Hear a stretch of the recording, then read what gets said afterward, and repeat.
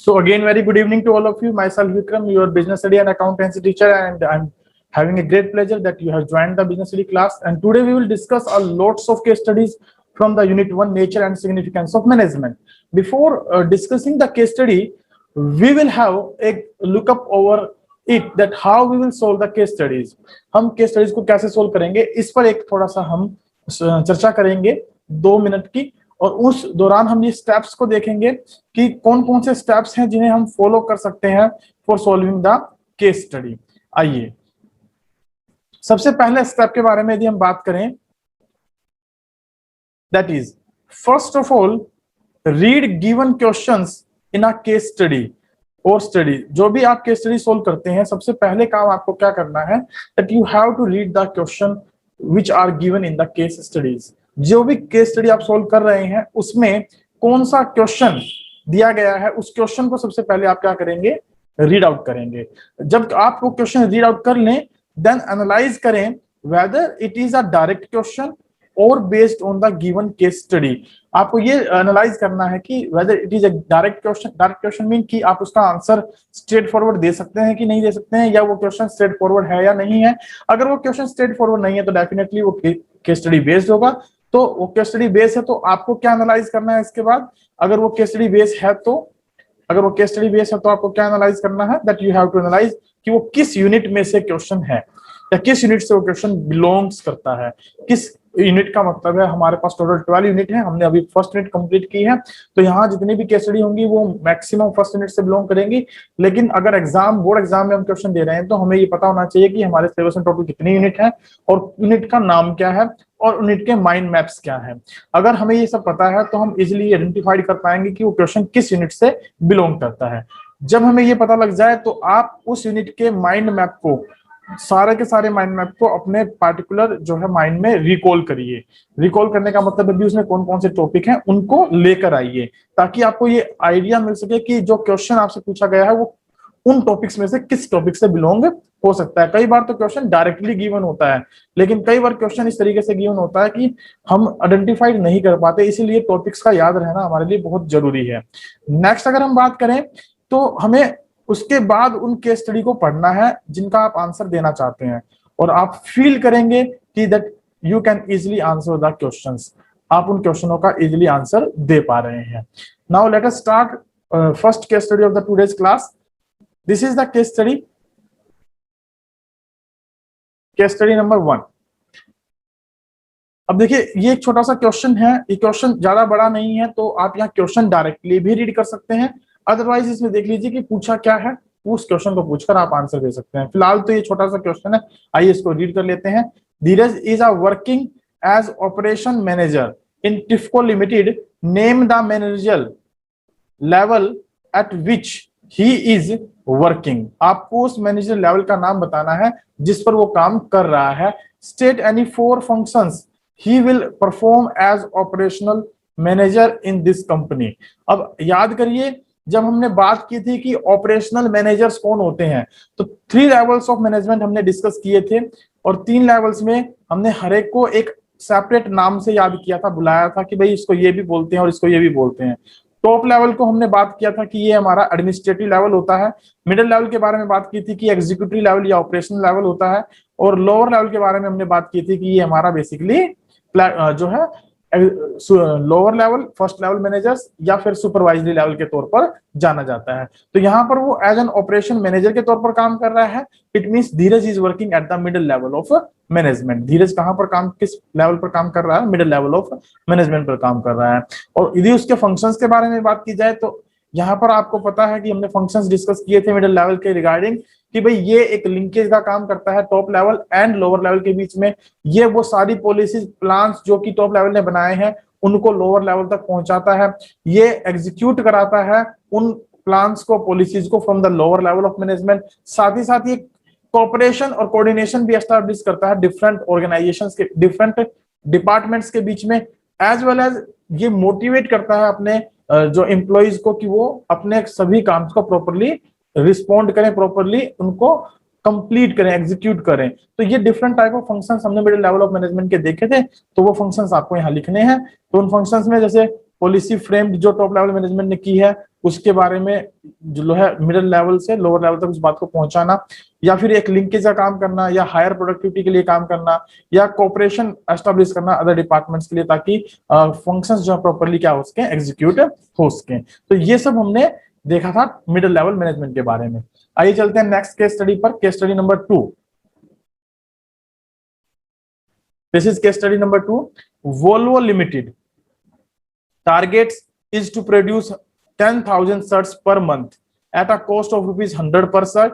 The production manager achieved this target at a cost of ₹90 per shirt.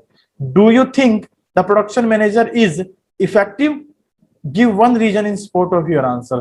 तो यहाँ पर आपको आंसर देने से पहले किस चीज के बारे में पता होना चाहिए? आपको ये पता होना चाहिए कि भाई इफेक्टिव का मतलब क्या है। इफेक्टिव का मतलब हमने डिस्कस किया था regarding to the time, on time job को कंप्लीट करना, उसमें चाहे कॉस्ट कितनी भी आ जाए। तो यहाँ पर हमारा जो पार्टिकुलर क्वेश्चन है वो क्या है, 10,000 shirts पर मंथ, ₹100 पर शर्ट जिसकी लागत होनी चाहिए। प्रोडक्शन मैनेजर को टारगेट मिला था और उस टारगेट को उसने क्या कर लिया, अचीव भी कर लिया, as well as at the ₹10 less cost पर, यानी ₹100 पर शर्ट के हिसाब की बजाय हमें बनानी थी, उसने इस टारगेट को अचीव किया एट द ₹90 पर शर्ट। तो do you think the production manager effective? Yes. क्यों है वो इफेक्टिव? यहाँ ध्यान रखिएगा, he has achieved the target. हमने कुछ कीवर्ड्स देखे थे regarding to the effective. On time जो है ना टास्क कंप्लीट हो जाए, targets has been achieved by the manager, या फिर जो है करेक्टली टास्क को करना, ये सब किसका पार्ट होता था, हमारा इफेक्टिव का। तो इफेक्टिव के अंदर ये पॉइंट यदि कीवर्ड आपको कहीं दिखाई देते हैं तो we will say that he is effective. तो यहाँ डेफिनेटली वो क्या है, इफेक्टिव है, क्योंकि उसने टारगेट को अचीव कर लिया है। नेक्स्ट क्वेश्चन है हमारा क्वेश्चन नंबर 3। Yes limited. अब देखिए यहाँ पर केस स्टडी काफी बड़ी है, 5 से 6 लाइनों में केस स्टडी दी गई है। तो केस स्टडी को पढ़ने से पहले आपका जो सबसे पहला काम होना चाहिए वो क्या होना चाहिए, that is regarding to the कि भाई आप क्वेश्चन पढ़ें इसके अंदर, उसके बाद आप आंसर दें। तो क्वेश्चन क्या है जरा देख लेते हैं एक बार। What quality of management do you think the company is lacking? आपको याद आ रहा होगा जो मैंने कोऑर्डिनेशन का जो टॉपिक आपको लास्ट पार्ट नंबर 7 यानी 7th क्लास में मैंने इसकी ली थी बिजनेस स्टडी की, तो उसमें कोऑर्डिनेशन के बारे में डिस्कशन किया था। मैंने आपको बताया था कि कोऑर्डिनेशन में क्वालिटी ऑफ मैनेजमेंट भी कोऑर्डिनेशन को बोल देते हैं। तो यहाँ पर हमारा आंसर डायरेक्ट आंसर है। अगर हमें ये पता है कि क्वालिटी ऑफ मैनेजमेंट क्या होता है तो हम डायरेक्टली इसका आंसर दे सकते हैं। तो यहाँ पर डायरेक्टली आंसर हमारा क्या आ जाएगा, कोऑर्डिनेशन। जस्टिफाई योर आंसर और state the importance of the concept identified in part A, और आपको उसकी इंपॉर्टेंस के बारे में बताना है। एज वन इंपॉर्टेंस के बारे में हमने देखा था कि 3 बेसिक पॉइंट हमने पढ़े थे, ग्रैंडफादर, फादर एंड सन। इसमें हमने बात की थी growth, functional differentiation and the specialisation of the work. तो ये बातें हमने वहां डिस्कस की थी। तो यहाँ पर आप इजिली इसका आंसर दे सकते हैं। अब चाहे तो आप केस स्टडी पढ़ें या केस स्टडी ना पढ़ें, इससे कोई फर्क नहीं पड़ता, क्योंकि ये डायरेक्ट क्वेश्चन रिजेंबल्ड करता है। पूरी केस स्टडी को देखने की जरूरत ही नहीं है। अगर केस स्टडी पढ़ेंगे then definitely you will kill your time in the board examination. तो उसकी हमें यहाँ जरूरत नहीं है। अगर आपको डायरेक्टली आंसर मिलता है तो please answer the question directly, बाकी आप केस स्टडी पढ़ भी सकते हैं। चलिए नेक्स्ट क्वेश्चन पर चलते हैं। क्वेश्चन नंबर 4 है आपके पास। ये भी एक देखिए बड़ी केस स्टडी आपको दिखाई दे रही है।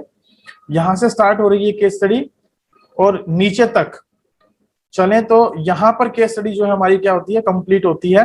और क्वेश्चन क्या दिया गया है अब उस केस स्टडी में एक बार वो भी देख लें। क्वेश्चन हमें दिया गया है, explain how Aman would have satisfied both Ahmed and Ali. Now see the question.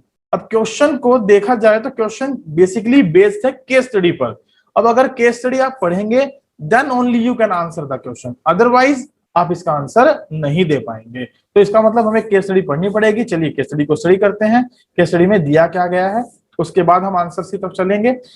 Aman, Ahmad and Ali, देखिए 3 पार्टनर हैं एक फर्म के अंदर, engage in the distribution of dairy products. जो डेयरी प्रोडक्ट्स होते हैं उनको बेचने में वो इंगेज है महाराष्ट्र स्टेट के अंदर। Aman is a holder of senior secondary certificate examination from central CBSE, central board of secondary education with business study. देखिए उसने बिजनेस स्टडी पढ़ रखी है। अब बिजनेस स्टडी पढ़ रखी है तो definitely he know about the nature of the management. तो यहाँ पर नेचर ऑफ मैनेजमेंट के बारे में वो जानता होगा as one of his elective subject, उसके ये इलेक्टिव सब्जेक्ट में से एक था। Ahmed had done his post graduation in history, Ahmed ने हिस्ट्री में पोस्ट ग्रेजुएशन कर रखी है, and Ali in dairy farming, और अली ने डायरी फार्मिंग में जो है पार्टिकुलरली क्या कर रखी है, ग्रेजुएशन कर रखी है। One day there was a serious discussion, एक दिन उनके बीच में काफी सीरियस डिस्कशन हुआ between the Ahmed and Ali regarding the nature of management. किसको लेकर? नेचर ऑफ मैनेजमेंट को लेकर। अहमद आर्ग्यूड, अहमद ने आर्ग्यूड किया, क्या आर्ग्यूड किया? That management was a profession, whereas Ali argued against it, saying that legal and medical professions are the only professions because they fulfill the all conditions of the profession. Aman, on the basis of his knowledge of business studies, explained the nature of management as a profession to Ahmad और and Ali. तो जो अमन था उसने जो क्योंकि business study पढ़ी थी up to 12th class तक, तो उसने बताया, उसने कोशिश की ये बताने की कि भाई मैनेजमेंट एज ए प्रोफेशन है या नहीं है, अहमद एंड अली को एक्सप्लेन करने की कोशिश की। तो इसका मतलब ये क्वेश्चन हमारा यूनिट 1 का है। क्वेश्चन नेचर ऑफ मैनेजमेंट से बिलोंग करता है। नेचर ऑफ मैनेजमेंट में हमने पढ़ी थी कि 3 प्रकार की नेचर होती है, management as an art, management as a science, management as a profession. तो इन तीनों में से यहाँ पर उनके बीच में जो डिस्कशन चल रही है that is regarding to the कि मैनेजमेंट ए प्रोफेशन है या नहीं है। एक तो कह रहा है अहमद की वो प्रोफेशन है, दूसरा कह रहा है अली की वो प्रोफेशन नहीं है, क्योंकि उसका मानना है जो लीगल और मेडिकल प्रोफेशंस होते हैं केवल वही प्रोफेशन माने जाते हैं। और इसी बीच की इसी चर्चा को देखते हुए अमन जो है जिसने बिजनेस स्टडी पढ़ी थी वो क्या कहना चाहता है, कैसे एक्सप्लेन कर रहा है, आइए देखते हैं। देखिए अमन, हमें पता है, सबसे पहले हम अगर जनरल बात करें तो हमें पता है management is not a profession. अगर उसको हम प्रोफेशन कहते भी हैं तो इट एट इन्फेंट्री स्टेज, जन्म हुआ है इसका भी इंडिया के अंदर। फॉरेन कंट्रीज में तो देखा जाए तो management is to be considered as a full fledge profession like USA, UK, लेकिन इंडिया के अंदर अभी इसका जन्म हुआ है, ये अभी अपनी प्राइमरी स्टेज पर है, तो इसलिए हम इसको फुल फ्लेज प्रोफेशन नहीं कहते। अब यही बात अमन उनको ये बात समझाते हुए कहता है कि जो प्रोफेशन की फीचर है वो सारी की सारी मैनेजमेंट के अंदर नहीं पाई जाती, इसलिए वी विल नॉट से कि मैनेजमेंट एक फुल फ्लेज प्रोफेशन है। तो अमन क्या कहना चाहता है, would have satisfied both Ahmad and Ali by giving the following explanation. Management is a profession, however it is not a full-fledged profession like legal, accounting or medical professions because it does not meet the exact criteria of a profession, क्योंकि ये जो profession का exact criteria है उसको fulfil नहीं करता। Then application of the features of a profession or to the management is examined below. तो हमें क्या करना है कि जो features of management features of profession होती हैं, we have to identify whether these features are applicable in the management or not. और जैसा कि हमें पता है, हमने डिस्कस किया था, first feature well defined body of knowledge is directly applicable to the management, क्योंकि मैनेजमेंट में भी हमारे पास जो है थ्योरेटिकल पार्ट होता है जिसको हमें अंडरस्टैंड करना होता है, समझना होता है, एंड सर्विस मोटिव, वो भी नाउअडेज क्योंकि सोशल रिस्पॉन्सिबिलिटी का बर्डन काफी बढ़ गया है बिजनेसमैन के ऊपर, तो उन्हें सोशल रिस्पॉन्सिबिलिटी फुलफिल करनी पड़ती है, जिसकी वजह से हम ये कहते हैं कि भाई सर्विस मोटिव के बिहाफ पर ये एक प्रोफेशन कंसिडर्ड किया जा सकता है। बट अगर हम बात करें रेस्ट्रिक्टेड एंट्री तो ये एप्लीकेबल नहीं होती, प्रोफेशनल एसोसिएशन ये एप्लीकेबल नहीं होता, एथिकल कोड ऑफ कंडक्ट ये एप्लीकेबल नहीं होता। इवन दो अगर प्रोफेशनल एसोसिएशन देखे जाए तो उनके लिए, उनके आधार पर देखा जाए तो हमारे पास मैनेजमेंट इंस्टीट्यूट बहुत सारे हैं, लेकिन कंपल्सन नहीं है किसी व्यक्ति का मैनेजर बनने के लिए या किसी व्यक्ति का एज ए प्रोफेशन ज्वाइन करने के लिए कि उसके पास वो डिग्री हो एज ए मैनेजर के तौर पर। तो वो अपने एक्सपीरियंस के बेस पर भी मैनेजर किसी ऑर्गेनाइजेशन में बन सकता है। तो इसलिए यहाँ पर जो है बिजनेस को, मैनेजमेंट को हमने प्रोफेशन तो कहा है, लेकिन ये फुल फ्लेज प्रोफेशन नहीं है, ऐसा अमन जो है उनको ये फीचर्स का हवाला देते हुए, फीचर्स के बारे में बताते हुए सेटिस्फाइड करने की कोशिश करता है। आइए चलते हैं क्वेश्चन नंबर 5 पर। क्वेश्चन नंबर 5 है आपके पास, question number 5, to meet the objectives of firm. अब ऑब्जेक्टिव्स के बारे में बात हो रही है, तो ऑब्जेक्टिव हमारे पास कितने हैं? 3। कौन कौन से हैं? That is organisational objective, social objective and personal objective या इंडिविजुअल ऑब्जेक्टिव। ऑर्गेनाइजेशनल ऑब्जेक्टिव को आप बोल देते हैं इकोनॉमिक ऑब्जेक्टिव्स भी। तो to meet the objective of a firm, management of Bhavya limited offers employment to physically challenged person. किनको employment दे रही है? फिजिकली चैलेंज्ड पर्सन को। तो it is the part of the social objective. किसका पार्ट है सोशल ऑब्जेक्टिव का? Identify the organisational objective it is trying to achieve. Give the reason in support of your answer. अब यहाँ पर देखिए जो हमारे पास बेसिकली दो बातें यहाँ पर निकल कर आई। पहली बात तो हमें क्लियर हो जाना चाहिए कि ये सोशल ऑब्जेक्टिव का पार्ट है, लेकिन to meet the objective of firm the management of Bhopal limited offers employment to physically challenge person. अब ऑब्जेक्टिव ऑफ फर्म की बात हो रही है यहाँ पर, किसके? फर्म के ऑब्जेक्टिव, यानी ऑर्गेनाइजेशनल ऑब्जेक्टिव के बारे में बात कर रहे हैं हम लोग। तो ऑर्गेनाइजेशनल ऑब्जेक्टिव के बारे में बात कर रहे हैं, तो एम्प्लॉयमेंट देने से होगा क्या? नंबर ऑफ एम्प्लॉइज बढ़ेंगे, और नंबर ऑफ एम्प्लॉइज बढ़ेंगे तो ग्रोथ होगी कंपनी की, फर्म की, और ग्रोथ होगी तो हम यहाँ सिंपली कहेंगे कि ऑर्गेनाइजेशन ऑब्जेक्टिव को भी वो फुलफिल कर रहे हैं। तो ग्रोथ यहाँ पर हमें दिखाई दे रही है कंपनी की। Since number of employees is increasing it leads to increase in production and hence growth of the company is to be discussed here. But मैं फिर भी आपको एक बात कहना चाहूंगा कि अगर स्टार्टिंग में क्वेश्चन को देखें, to meet the objective of firm, तो इस फर्म ऑब्जेक्टिव में फर्म जो पॉइंट है that is particularly regarding to the organisation. अब क्योंकि ऑब्जेक्टिव तो हम मैनेजमेंट के पढ़ते हैं, ऑर्गेनाइजेशनल ऑब्जेक्टिव में केवल आते हैं 3 ऑब्जेक्टिव। कौन कौन से? Growth, profit and survival. तो यहाँ पर हम नंबर ऑफ एम्प्लॉइज को बढ़ा रहे हैं, तो डेफिनेटली ग्रोथ को बढ़ावा दे रहे हैं, एम्प्लॉयमेंट दे रहे हैं फिजिकली चैलेंज पर्सन को। तो यहाँ सोशल ऑब्जेक्टिव भी आप अगर आंसर देंगे तो वो गलत तो नहीं होगा, लेकिन उसके नंबर कम मतलब कहीं ना कहीं कटने के चांसेस बढ़ जाएंगे। तो read the question carefully. Firm के ऑब्जेक्टिव के बारे में बात हो रही है, तो डेफिनेटली विल से दैट कि हम ग्रोथ के बारे में बात कर रहे हैं। चलिए क्वेश्चन नंबर 6 पर चलते हैं। क्वेश्चन नंबर 6 जो है वो ज्यादा बड़ा नहीं है, छोटा सा क्वेश्चन है। क्वेश्चन क्या है ये देख लेते हैं। क्वेश्चन है B limited wants to modify its existing product. वो एग्जिस्टिंग प्रोडक्ट को क्या करना चाहता है? मॉडिफाई करना चाहता है। जैसे कि CD players in the market due to decreasing sales.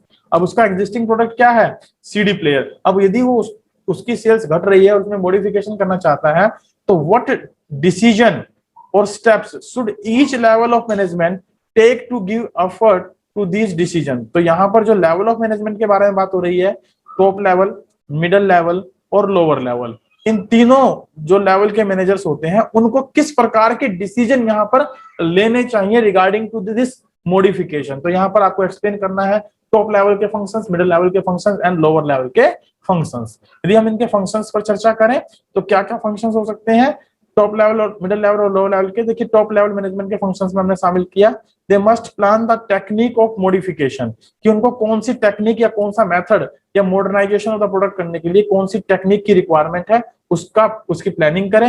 And they may plan to manufacture DVD players और blue ray players etcetera to modernise the product. और वो सीडी से डीवीडी पर चले जाएं या ब्लू रे प्लेयर्स पर चले जाएं, यानी प्रोडक्ट में इस तरीके का इनहांसमेंट करें, इस प्रकार की क्वालिटी इंप्रूव करें। दूसरा, they must organise and assemble necessary resources and coordinate the efforts of all the departments towards the modernisation. और वो जितने भी रिसोर्सेज होते हैं उन रिसोर्सेज को अवेलेबल भी करने की कोशिश करें, अवेलेबल भी कराए, यानी प्रॉपर्ली उनका अरेंजमेंट भी करें। As you know that top level management में हम 2 ही फंक्शन बेसिकली डिस्कस करते हैं, planning and organising. These are belonging to the top level management. तो ये 2 फंक्शन जो है यहाँ पर टॉप लेवल मैनेजमेंट को परफॉर्म करने पड़ेंगे, और उनके रिगार्डिंग में क्या करना पड़ेगा वो हमने डिस्कस किया।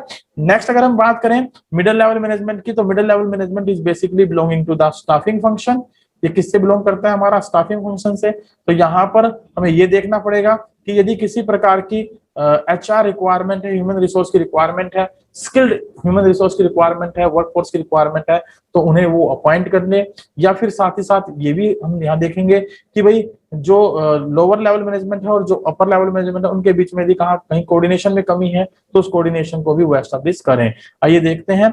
दे must implement the plans laid down by the top management in respective department और डिविजन्स।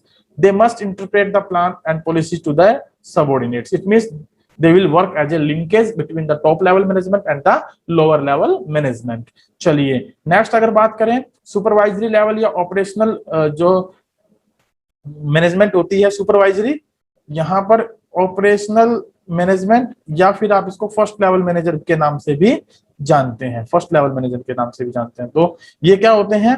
ये बेसिकली जो प्लान होता है उसके अकॉर्डिंगली यदि उनको काम एग्जीक्यूट करना है तो ये चेक करते हैं कि भाई वर्कफोर्स और जो उनके एम्प्लॉइज हैं वो अबंडेंट मात्रा में है या नहीं है। यदि कमी होती है तो वो मिडिल लेवल को बताते हैं और वो उनके लिए फोर्स को क्या करते हैं? अरेंज करके चलते हैं। तो they must assign the task to workforce and supervise. वो वर्क फोर्स को काम भी असाइन करते हैं और उनको सुपरवाइज भी करते हैं। And task is carried on this right direction, क्या काम सही डायरेक्शन में हो रहा है या नहीं हो रहा है, इस बारे में जजमेंट भी करते हैं। And they must maintain the quality of work, reduce the wastage by improving the motivation and loyalty of the workers. और वर्कर्स के मध्य हुए जो है ना मोटिवेशन करके या उनको इस बात के लिए मोटिवेट करके डायरेक्शन देके कि वेस्टेज कम से कम हो, कॉस्ट कम से कम आए, काम क्वालिटेटिव हो, तो इस तरीके का मोटिवेशन देकर उनसे काम एग्जीक्यूट करवाने के भी वो एक मतलब वर्किंग को एग्जीक्यूट करते हैं, यानी वो काम करते हैं। तो ये फंक्शंस जो हैं हमें बेसिकली परफॉर्म करने हैं। इस तरीके का क्वेश्चन चाहे आपसे कोई भी पूछ ले, यहाँ पर तो उसने स्पष्ट बता दिया सीडी प्लेयर, यदि वो आपको ना भी बताए एग्जिस्टिंग प्रोडक्ट दे दे तो you can assume any of the product by yourself and you can give the functions of the top level, middle level और lower level management regarding to these changes, these modifications. आइए question number 7 पर चलते हैं। अब question number 7 क्या है, देखिए question number 7 में ये इतनी बड़ी जो 4 पेज की 4 पॉइंट की जो केस स्टडी है, उसमें सबसे पहले क्वेश्चन को आप रीड करें। Identify and explain the concept of management explained in the above para. अब आप बड़ा इजीली आइडेंटिफाई कर सकते हैं कि भाई इस केस पर ये क्वेश्चन क्या है, बेस्ड है, तो आपको केस स्टडी पढ़नी पड़ेगी, otherwise you cannot identify the concept which has been discussed here. दूसरा कि जब आपको कंसेप्ट पता लग जाए तो उसकी कैरेक्टरिस्टिक्स और फीचर्स के बारे में बताइए, कैरेक्टरिस्टिक्स और फीचर के बारे में भी आपको बताना है। तो सबसे पहले जरूरी क्या है, फर्स्ट क्वेश्चन का आंसर ढूंढना, और उसके लिए क्या करना पड़ेगा, केस पढ़ना ही पड़ेगा। चलिए केस पढ़ते हैं। केस क्या है, Sonali is the manager of a large company manufacturing garments for kids. She plans her winter collection in the month of August itself. वो क्या करती है कि प्लानिंग कर लेती है, किसके लिए, विंटर के लिए एडवांस में, कि भाई अगस्त के महीने में जो है ना वो विंटर कलेक्शन की तैयारी करना शुरू कर देती है। It means she is doing the work of planning. Then she ensure that there is adequate workforce. और वो फिर उसके बाद एक काम और भी करती है, क्या, वो इस बात को इंश्योर करती है कि सफिशिएंट वर्कफोर्स है या नहीं है, इस बात की इंश्योरिटी करती है। She continuously monitors whether the production is proceeding according to the plans और नोट। और साथ ही साथ वो क्या काम करती है, कंट्रोलिंग वर्क भी करती है। She ask the marketing department to prepare their promotional and advertising campaign also. और साथ ही साथ वो मिडिल लेवल के साथ कोऑर्डिनेट भी करती है। तो यहाँ पर देखिए जो सोनाली है वो मैनेजर है, नो डाउट, उसके डिफरेंट फंक्शंस भी बताए गए हैं। अब मैनेजर तो ये सारे काम नहीं करता, लेकिन ये सारे काम यदि वो कर रही है तो it means she is doing the coordination, she is establishing the coordination among the different departments. अभी हम ऊपर पढ़कर आए थे कि जो मिडिल लेवल मैनेजमेंट होता है वो उसका क्या काम होता है, उसका काम होता है establishing the coordination among the different departments. तो ये टॉप लेवल, मिडिल लेवल और लोअर लेवल सभी के बीच में क्या कर रही है, कोऑर्डिनेशन एस्टैब्लिश कर रही है। तो डेफिनेटली कंसेप्ट ऑफ मैनेजमेंट जो यहाँ एक्सप्लेन हुआ वो क्या हुआ, हमारा कोऑर्डिनेशन एक्सप्लेन हुआ है। तो आप कोऑर्डिनेशन को यहाँ पर टिक करेंगे और उसकी जो फीचर्स है उनको यहाँ पर एक्सप्लेन करेंगे। तो फीचर्स के बारे में यदि हम बात करें तो सिंपली आप कहेंगे कि ये एक बाइंडिंग फोर्स होता है, ये एक इंटेंजिबल फोर्स है जो कि मैनेजमेंट के जितने भी प्लान्स होते हैं एंटायर ऑर्गेनाइजेशन में अप्लाई करवाता है, साथ ही साथ लिंकेज का काम करता है। यानी कि कोऑर्डिनेशन क्या करता है कि भाई इसको हमने एक सेपरेट फंक्शन के तौर पर तो माना नहीं है कि ये भाई सेपरेट फंक्शन, लेकिन हमने इसको एसेंस ऑफ मैनेजमेंट कहा है। और उस एसेंस ऑफ मैनेजमेंट में हमने किस बारे में डिस्कशन किया है कि जो top level, middle level, lower level management होते हैं ना, वहाँ हर जगह ये एप्लीकेबल होता है और हर एक फंक्शन के लिए एक थ्रेड का काम करता है कि भाई उनको आपस में बांध के रखे। जैसे कि हमने ऊपर केस स्टडी में पढ़ा भी कि सोनाली सभी डिपार्टमेंट्स के बीच में क्या करती है, कोऑर्डिनेशन एस्टैब्लिश करती है। तो ये तो था हमारा कोऑर्डिनेशन के पॉइंट के बारे में, जिसको यहाँ से एक्सप्लेन करने के लिए भी हमें कहा था। यहाँ हमने ये पॉइंट देखा नहीं कि explain in the above paragraph, तो उसको हमने आइडेंटिफाई करना है और एक्सप्लेन भी करना है। तो उसके बारे में आप थोड़ी सी बातें लिखेंगे कि कोऑर्डिनेशन क्या होता है, कैसे ये वर्कआउट करता है ऑर्गेनाइजेशन के अंदर, तो उनके बारे में आप यहाँ पर डिस्कशन करेंगे। उसके बाद आप उसकी फीचर बताएंगे। तो फीचर में मैंने आपको सिंपली बता दिया कि कोऑर्डिनेशन क्या करता है, it is the essence of management, सभी फंक्शंस को आपस में बांध के रखता है, कॉन्टिन्यूअस प्रोसेस के तौर पे काम करता है, it is N binding force और as well as it establishes the synchronization and harmonization among the different departments। तो ये एक continuous process के तौर पे काम करता है, प्लानिंग स्टेज और and work till the controlling part, यानी प्लानिंग से स्टार्ट होकर कंट्रोलिंग तक ही जाता है, अगेन इट विल रीस्टार्ट। चलिए क्वेश्चन नंबर 8 पर चलते हैं। क्वेश्चन नंबर 8 क्या है, अब क्वेश्चन नंबर 8 फिर से देखिए एक बड़ी केस स्टडी है और मैंने आपको बताया कि कोई भी पार्टिकुलर केस स्टडी हो तो उस केस स्टडी का आंसर देने के लिए सबसे ज्यादा जरूरी क्या होता है कि आप उसके क्वेश्चन को रीड करें। अब इसमें क्वेश्चन देखिए क्या दिया गया है, यहाँ पर क्वेश्चन के बारे में देखें तो is the management of H tech limited fulfilling its objectives, justify your answer. अब यहाँ पर बात हो रही है ऑब्जेक्टिव्स के बारे में, मैनेजमेंट के ऑब्जेक्टिव्स के बारे में। अब आपको ये पता होना चाहिए कि मैनेजमेंट के ऑब्जेक्टिव कितने हैं, और हमने पढ़े भी थे मैनेजमेंट के 3 ऑब्जेक्टिव होते हैं। कौन कौन से? ऑर्गेनाइजेशनल, सोशल और पर्सनल। अब इन तीनों ऑब्जेक्टिव को यहाँ पर हमें चेक करना है बाय कोटिंग द लाइंस कि वो फुलफिल हो रहे हैं या नहीं हो रहे हैं, और हमें अपने रीजंस भी बताने हैं। तो यहाँ पर देख लेते हैं, क्वेश्चन केस स्टडी बेस्ड है। वैसे तो ऑब्जेक्टिव फुलफिल हो रहे हैं, यस। क्यों? क्योंकि ऑब्जेक्टिव्स के बारे में बात हुई है, तो एक बार पढ़ भी लेते हैं कि हो रहे हैं नहीं हो रहे हैं। हो सकता है पार्टिकुलर कोई ऑब्जेक्टिव में से फुलफिल नहीं हो रहा हो।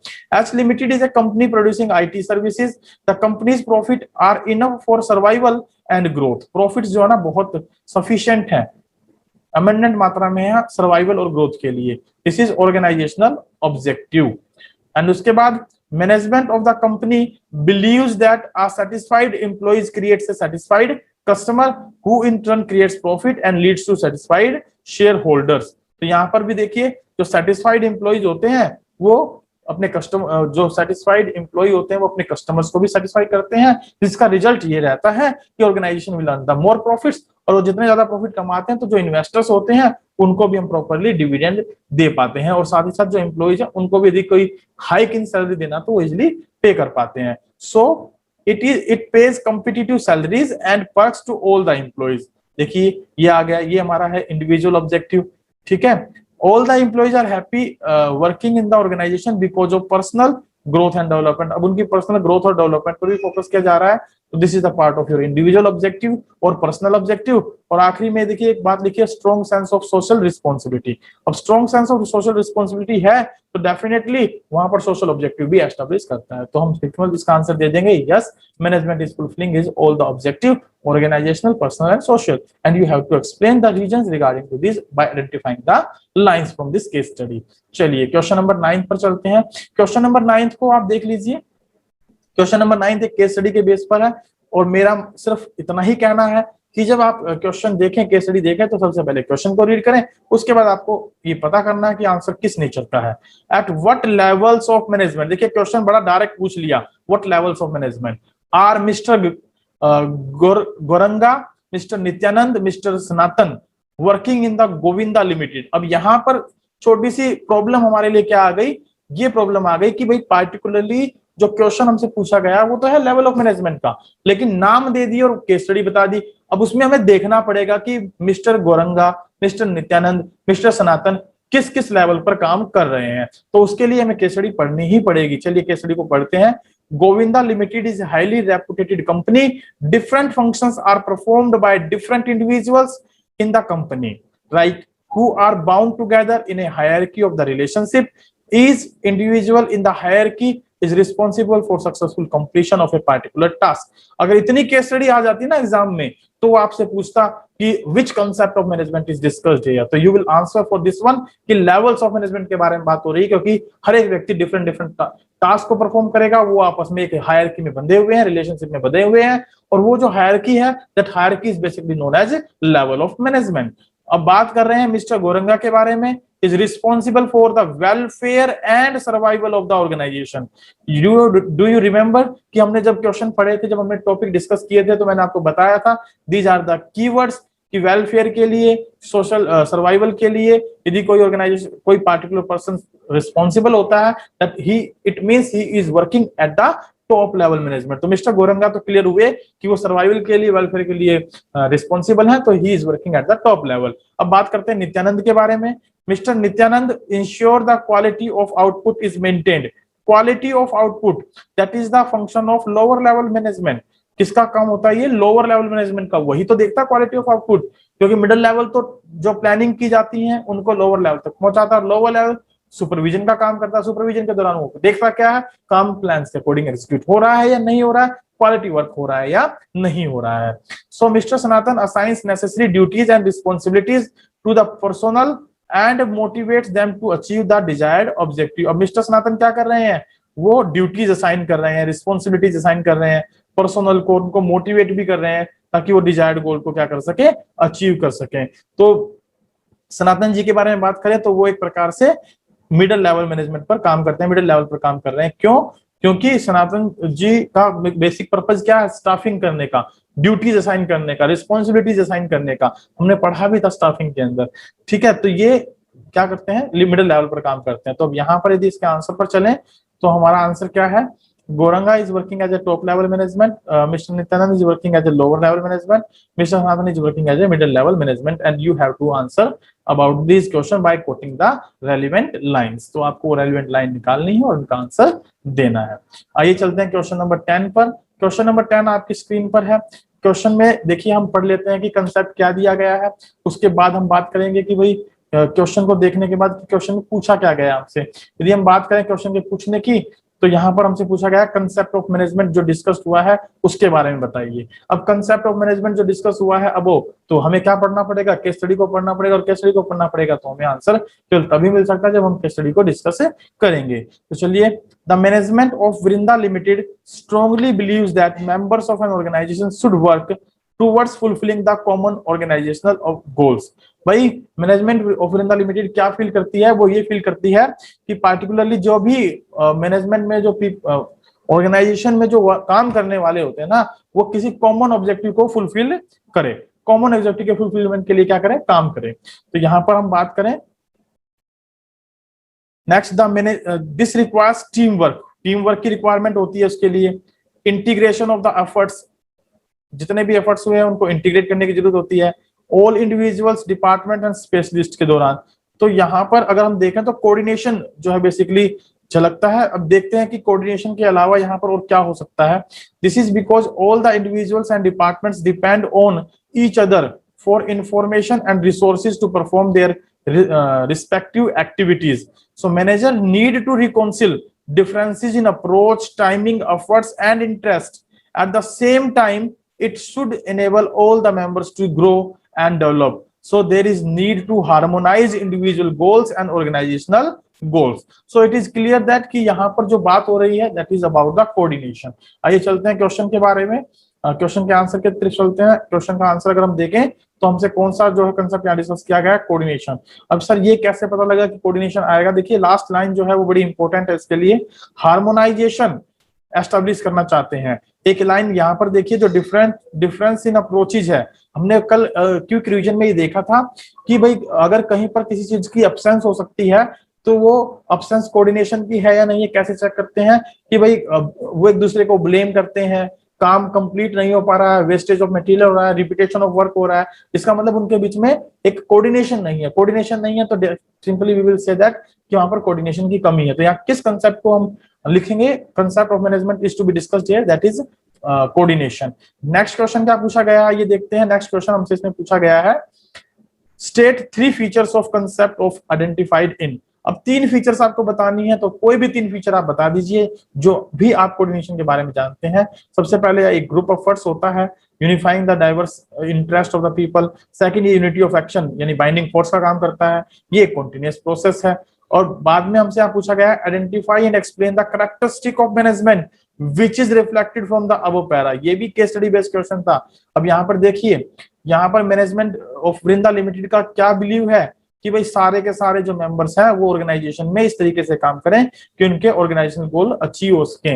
अब ऑर्गेनाइजेशनल गोल अचीव हो सके, it means they need to work in a group. तो इसका मतलब यहाँ पर हम group activity, it is an group activity के बारे में बात कर रहे हैं। तो group management is a group activity, इसको हम बेसिकली यहाँ पर क्या करेंगे? डिफाइन करेंगे। So these are the 10 case studies that we have discussed in today's class. Tomorrow we will discuss the rest of the case studies. Total there are 41 case studies. तो 1 या 2 या 3 क्लास जितनी भी लगेंगी वो हम इस पे लगाएंगे। और पार्टिकुलरली मैं कल की क्लास के बाद इस पूरी की पूरी फाइल को जो है ना ग्रुप में शेयर भी कर दूंगा, ताकि आप इन केस स्टडी को एज ए सोर्स के तौर पर रिस्टोर कर सके, ताकि आपको जब जरूरत हो तो आप इसको प्रॉपरली यूटिलाइज कर सके।